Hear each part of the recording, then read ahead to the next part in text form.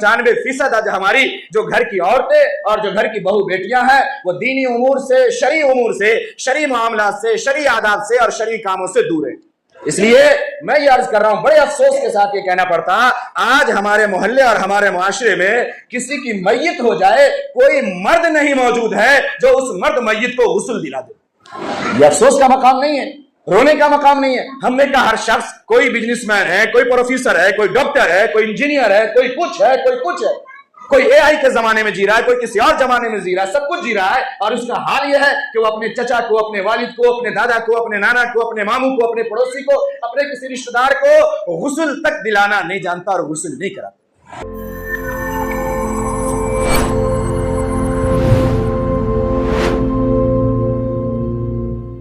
وكفى وسلام على عباده الذين اصطفى، ما بعد، فقد قال الله تبارك وتعالى في القرآن المجيد: أعوذ بالله من الشيطان الرجيم، بسم الله الرحمن الرحيم، فمن يعمل مثقال ذرة خيرا يره ومن يعمل مثقال ذرة شرا يره، صدق الله العظيم۔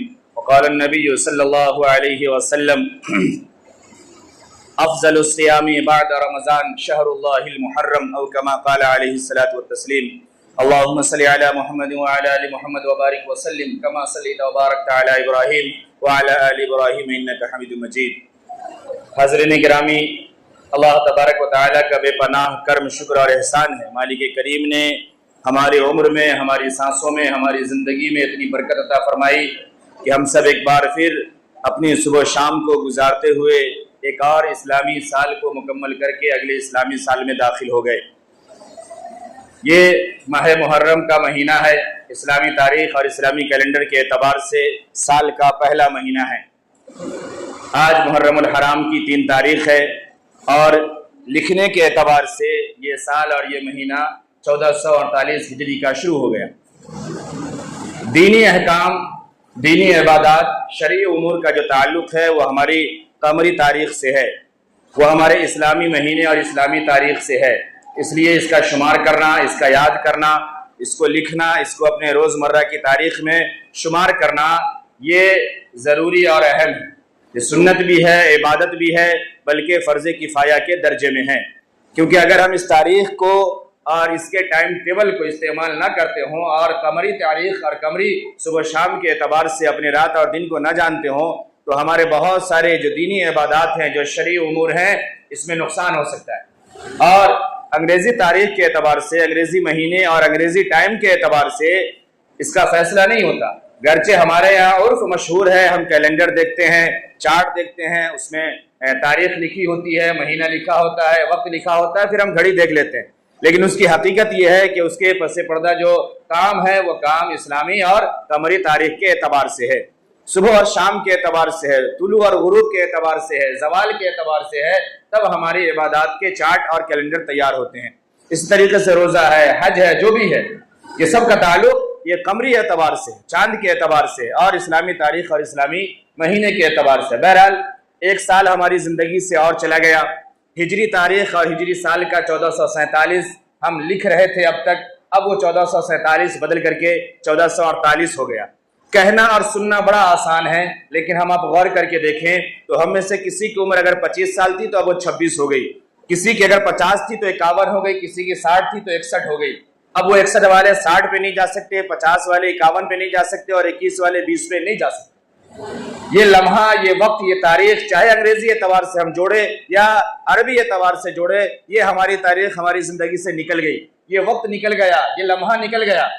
اگر ہم نے اس کا استعمال صحیح کیا ہے تو یہ ہماری دنیا کے لیے بھی بہتر ہے اور آخرت کے لیے بھی بہتر ہے، اور اگر ہم نے اس کا استعمال صحیح نہیں کیا ہے تو دنیا میں بھی ہم نے کچھ حاصل نہیں کیا اور آخرت میں بھی ہمارے لیے خسارہ ہی خسارہ ہے۔ نیا سال کا منانا، چاہے وہ اسلامی اعتبار سے ہو چاہے انگریزی اعتبار سے ہو، یہ اہم نہیں ہے۔ اہم یہ ہے کہ ہماری زندگی سے جو ایک سال گزر گیا، جو مکمل ایک سال ہم نے گزار دیا، محرم سے لے کر کے ذی الحجہ تک، جو ذی الحجہ کا آخری مہینہ، اسلامی تاریخ کا آخری مہینہ بھی ہمارے لیے قربانی کا مہینہ تھا، اطاعت کا مہینہ تھا، فرما برداری کا مہینہ تھا، اپنے من اور دلوں کو پاک اور صاف کرنے کا مہینہ تھا، اللہ کے سامنے جھک جانے کا مہینہ تھا، اللہ کے ہر احکام کو پورا کرنے کا مہینہ تھا۔ اور اس کے بعد جب اسلامی تاریخ کا سال بدلا اور سال کا سب سے پہلا یعنی سب سے آخری مہینہ یہ بھی قربانی کا مہینہ تھا، جسے ہم سب عرف عام کی قربانی سے جانتے تھے، جہاں ہم نے اپنے ذبح کیا، جانوروں کا استعمال کیا، اپنی خوشیاں منائی۔ آج تک بھی ہمارے فریج میں اس کے اثاثے موجود ہیں، ابھی رہیں گے تھوڑے اور دنوں تک۔ ہاں ہم رکھے ہیں، ابھی یہ ہے ہمارے پاس، یہ وراثت موجود ہے، یہ وراثت ابھی چلے گی تھوڑے اور دن تک۔ لیکن اس کے بعد جب اسلامی تاریخ کا یہ مہینہ شروع ہوا، یہ محرم کا مہینہ شروع ہوا، تو محرم کا مہینہ یعنی اسلامی تاریخ کا یہ پہلا مہینہ، یہ بھی قربانی کا مہینہ ہے، یہ بھی شہادت کا مہینہ ہے۔ اور یہ قربانی اور یہ شہادت، اس کی اصلیت میں ہم جائیں، اس کی تاریخ میں ہم جائیں، اس کو سمجھنے کی کوشش کریں، تو اس میں بھی صرف وہی چیزیں، وہی باتیں آتی ہیں جو ذی الحجہ کے مہینے میں آئی تھی۔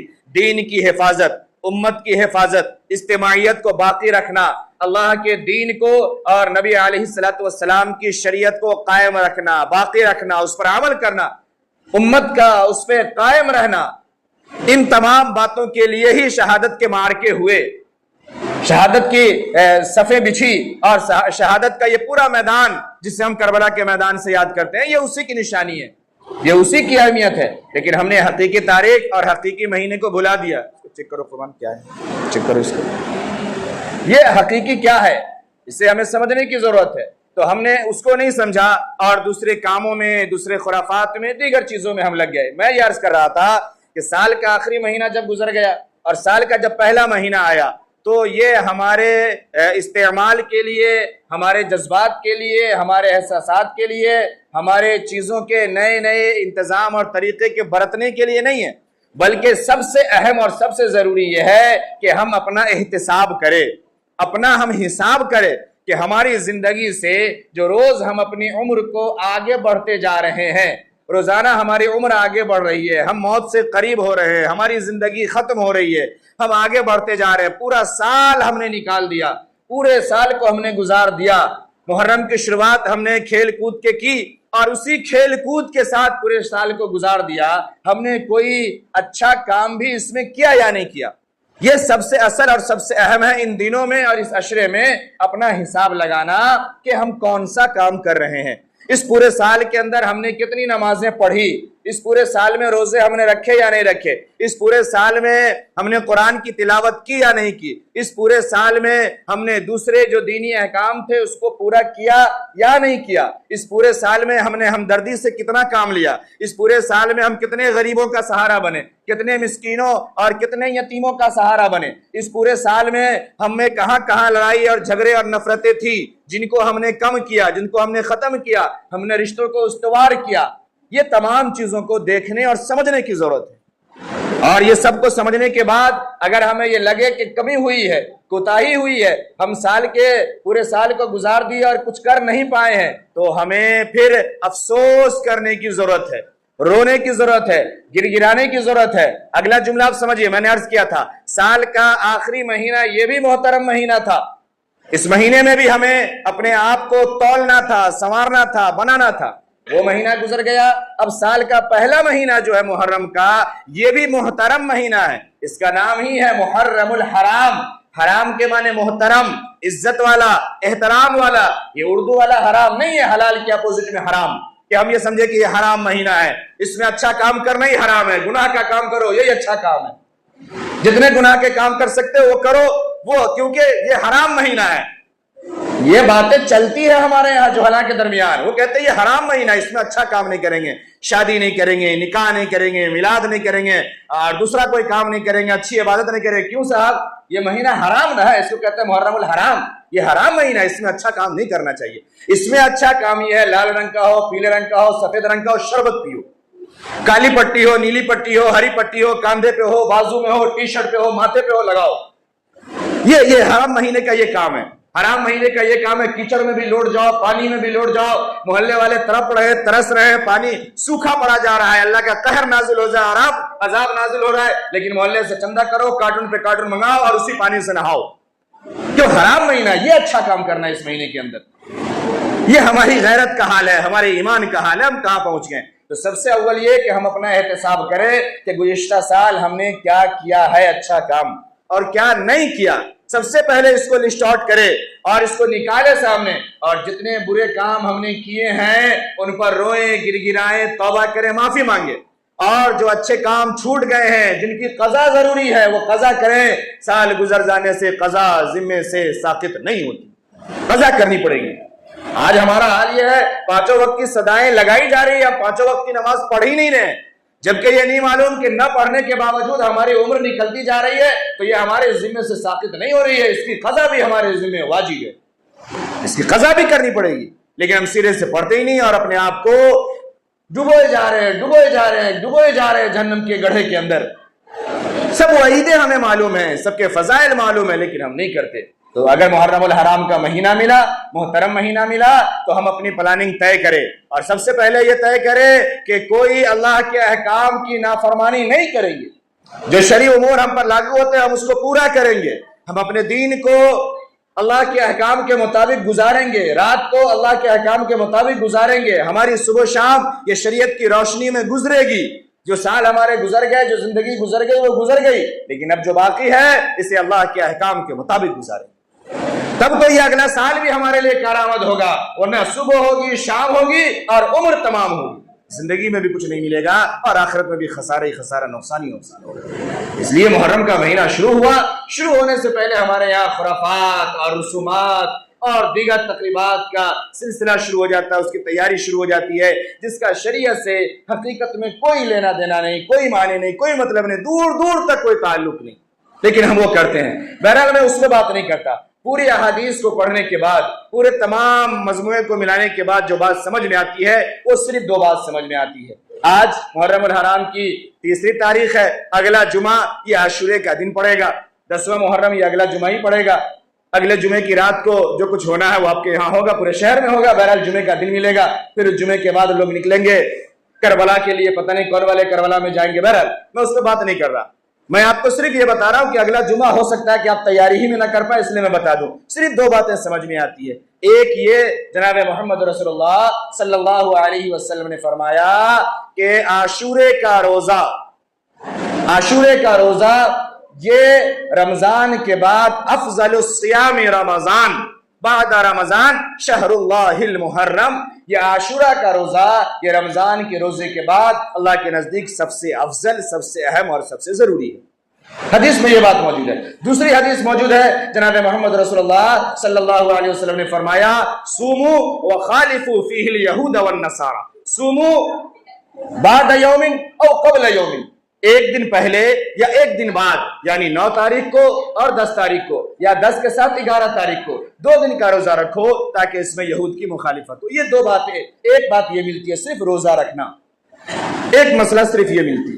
دوسرا, جناب محمد رسول اللہ صلی اللہ علیہ وسلم نے فرمایا کہ عاشورہ کے دن اپنے اہل و عیال کے خرچ کے اوپر, اپنے اہل و عیال کے رزق کے اوپر, کھانے پینے کے اوپر فراخی سے کام لو, وسعت سے کام لو. اور وسعت سے کام لینا یہ ہے کہ اللہ تبارک و تعالیٰ کی ذات سے امید ہے کہ پھر اللہ تبارک و تعالیٰ پورے سال آپ کے رزق میں وسعت اور فراخی کا معاملہ فرمائیں گے. یہ 2 بات ہے. عاشورہ کا روزہ ایک یہ کہ افضل ہے, اہم ہے. دوسرے, جناب محمد رسول اللہ صلی اللہ علیہ وسلم نے ایک بات اور بیان فرمائی, فرمایا احتسب ان یکفر السنۃ التي قبلہ, اللہ کی ذات سے مجھے یہ امید ہے کہ اگر عاشورہ کا روزہ رکھتے ہیں تو پچھلے 1 سال کے جو صغیرہ گناہ ہیں, چھوٹے گناہ, حرام گناہ نہیں, کبیرہ گناہ نہیں, جو بغیر توبہ کے معاف نہیں ہوتے, اگر صغیرہ اور چھوٹے گناہ ہیں تو اللہ کی ذات سے امید ہے کہ یہ 1 سال کے گناہوں کا کفارہ ہو جائے. تو صرف یہ 2 کام کرنا ہے, ایک روزہ رکھنا, دوسرے اس دن اہل و عیال پہ خرچ کرنا. اب اس کا مسئلہ یہ ہے کہ اگر گھر کے چھوٹے بچے ہیں یا وہ لوگ ہیں جو روزہ نہیں رکھ سکتے یا روزہ نہیں رکھے, روزہ رکھنا یہ مستحب ہے, سنت ہے, ثواب کی چیز ہے, فرض نہیں ہے, واجب نہیں ہے. کوئی نہیں رکھ سکتا ہے, نہیں رکھ پاتا ہے, کسی عذر کی وجہ سے نہ رکھے, اسے ثواب نہیں ملے گا. ہندی میں سمجھیے, جو نہ رکھے اسے ثواب نہیں ملے گا, لیکن کوئی دوسرا اسے چڑھائے, ملامت کرے, برا بھلا کہے, اس کا حق نہیں. لیکن جو رکھے گا اسے جناب محمد رسول اللہ صلی اللہ علیہ وسلم نے جو وعدہ فرمایا ہے اس وعدے کے مطابق اللہ کی ذات سے امید ہے کہ اسے بے حد اجر و ثواب نصیب ہوگا. تو ایک یہ کہ روزہ رکھے, جو روزہ نہیں رکھ سکتا اس کے لیے کھانے پینے میں کچھ اچھا انتظام کر دے, جو بہتر چلتا ہو. عرف عام میں اگر کوئی چیز عقیدے سے جڑ کے چلتی ہو, بات سمجھیے گا, اگر کوئی پکوان, کوئی کھانا, کوئی پینا, کوئی سامان اگر عقیدے سے جڑ کے چلتی ہو اس کو آپ اوائڈ کیجئے، اس کا استعمال مت کیجئے، کچھ اور کیجئے۔ لیکن اگر نہیں یوں ہی کھانے کے لیے وہ چیز آپ کو اچھی لگی، کھانے کے غرض سے ہی وہی چیز پسند کی گئی، آپ نے بنایا، تو یہ منع نہیں ہے، بات سمجھیے۔ کھانا بذات خود حرام نہیں ہے، چیزیں حرام نہیں ہیں، لیکن اگر جب اس کے ساتھ عقائد جڑ جاتے ہیں، رسومات جڑ جاتی ہے، لوگوں کی باتیں اور لوگوں کی چیزیں جڑ جاتی ہے، پھر وہ چیز شریعت کی نگاہ میں مکروہ اور مبغوض ہو جاتی ہے۔ تو یہ سمجھنا ہے، تو اس کے لیے اچھا انتظام کر دیجئے۔ جو روزہ رکھنے والے ہیں ان کے لیے سحری کا اچھا انتظام کیجئے، افطار کا اچھا انتظام کیجئے، یہ دونوں حدیث پر انشاءاللہ عمل ہو جائے گا۔ میں ایک 2-3 منٹ میں ایک اگلی بات کہنے لگا ہوں۔ سال کا، اسلامی سال کا یہ پہلا مہینہ اور اسلامی سال کا یہ شروعاتی مہینہ ہے۔ جب رمضان المبارک کا مہینہ گزرتا ہے اور شوال کا مہینہ شروع ہوتا ہے، اس وقت عام طور سے جو بیان کرتے ہیں اور جو ترغیبی بات ہوتی ہے وہ یہ ہوتی ہے کہ مسلمانوں، لوگوں اپنے بچوں کو دینی ادارے میں داخل کراؤ، اپنے بچوں کو قرآن اور حدیث کی تعلیم دلواؤ، اپنے بچوں کو مدارس میں داخلہ کرواؤ، اچھے جگہ پر اسے پڑھاؤ تاکہ وہ دین جانے، شریعت جانے، اسلام جانے، ایمان جانے۔ اور جب یہ بات ہوتی ہے تو عام طور سے مخاطب مرد ہوتے ہیں اور پھر یہ سمجھتے ہیں کہ مرد کے ساتھ یہ لڑکوں کے لیے یہ بات کہی جا رہی ہے۔ اب میں محرم میں 2-3 مہینے بعد آج جو میں ایک بات کہنے جا رہا ہوں، بڑے غور سے سمجھیے۔ آج میں مخاطب کر رہا ہوں آپ تمام بڑے کو، اور بڑوں میں بھی گرجین کو، اور گرجینوں میں بھی ان کو جن کے پاس بیٹیاں ہیں، جن کے پاس بیویاں ہیں، جن کے گھر میں بہو ہے یا جن کو گھر میں بہو لانا ہے، وہ سمجھے بڑے غور سے ان باتوں کو۔ آج ہماری قوم کا اور ہمارے محلے اور ہماری سوسائٹی کا المیہ یہ ہے، یہ بڑے دکھ اور بڑے افسوس کا مقام ہے، اور یہ بات ہے، یہ اس کے مخاطب صرف آپ بیٹھے ہوئے یہ اہل محلہ نہیں ہے۔ آج کے وقت میں لگ بھگ میں یہ کہوں کہ 90-95% ہماری پوری قوم کا یہ حال ہے، تو شاید یہ بات غلط نہیں ہوگی۔ خال کہیں 2-4-5% ہی لوگ موجود ہیں، ورنہ 95% آج ہماری جو گھر کی عورتیں اور جو گھر کی بہو بیٹیاں ہیں وہ دینی امور سے، شرعی امور سے، شرعی معاملات سے، شرعی آداب سے اور شرعی کاموں سے دور ہیں۔ اس لیے میں یہ عرض کر رہا ہوں، بڑے افسوس کے ساتھ یہ کہنا پڑتا، آج ہمارے محلے اور ہمارے معاشرے میں کسی کی میت ہو جائے، کوئی مرد نہیں موجود ہے جو اس مرد میت کو غسل دلا دے۔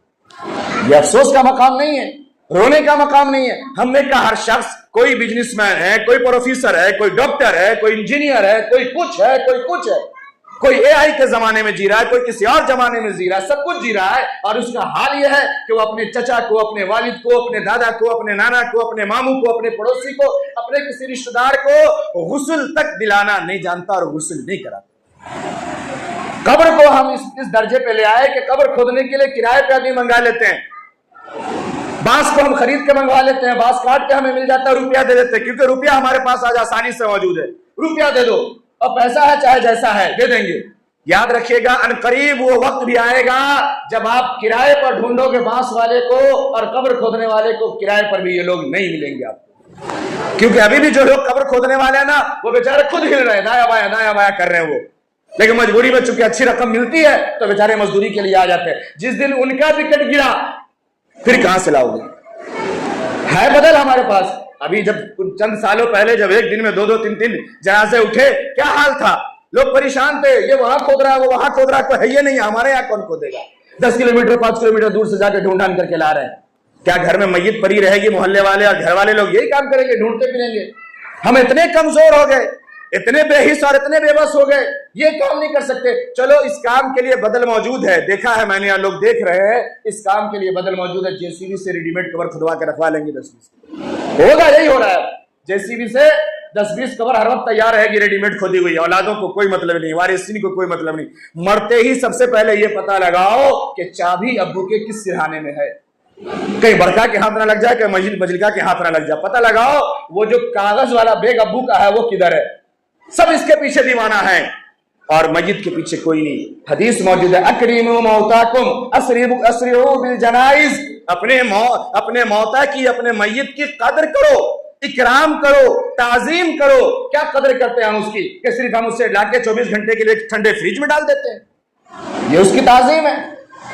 اچھا دور دور سے لوگ آ رہے ہیں. افسوس اور حیرت یہ جنازے کو رکھ کے سڑا رہے ہیں ہم لوگ کس لیے؟ فلانی جگہ سے بیٹی آ رہی ہے، بہو آ رہی ہے، بیٹا آ رہا ہے، کوئی آ رہا ہے. اب وہ جو آ رہا ہے وہ 1 منٹ کے لیے آیا، خالی شکل دکھا دیا، وہ بیٹھ کے اپنا فلسفہ گا رہا ہے، کہانی سنا رہا ہے کیسے پہنچے. وہ آنے والا بھی اس لائق نہیں ہے کہ میت کو غسل دلا دے، میت کو کفن پہنا دے. پھر ایسے کا انتظار کس بات کے لیے ہم کر رہے ہیں؟ تو سمجھ میں نہیں آ رہی بات. دیکھیے احناف کے نزدیک مسئلہ ہے، میں مسئلہ عرض کر دوں.